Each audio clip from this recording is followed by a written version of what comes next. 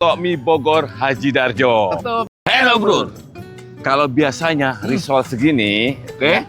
Nah, lu lihat di sini nih, risolnya panjang banget dan Gede. itu kagak ngotak panjangnya. Panjangnya luar biasa lah, pokoknya panjang banget. Ya Ada di sana. gua kira itu lontong bang segede Buset. gitu. Tapi ternyata isinya ya, yang Isinya. bikin kriuk dan gurih, cocok banget disiram kuah. Pastinya kayaknya. Panas. Pokoknya hari ini kita lagi di salah satu spot legendaris pecinta soto mie Bogor. Wow. Mau tahu apa? Soto mie Bogor Haji Darjo. Betul, pastinya ya kan, wangi kuah kaldunya itu nendang banget bro. Campuran daging tentunya. Pastinya risol panjang yang jadi ikonnya. Ikonnya. Kali ini kita bakal cobain langsung soto mie-nya. Betul. Risol panjangnya, oke? Dan cari tahu ya kan kenapa banyak orang rela jauh-jauh datang ke sini cuma buat nyobain risol yang panjang gitu loh, bro. Oke, bro, jangan di skip ya bro ya.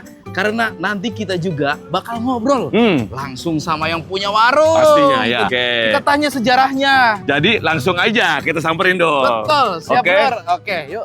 Coba dulu aja. Bang, kita nggak sabar nih. Aduh, pengen nyobain nih. Bang, dengan siapa bang? Abdul bang. Wah, sama namanya. Sama namanya. Iya. Ini punya abang langsung atau ada pemilik lain? Alhamdulillah punya keluarga. Oh, punya keluarga.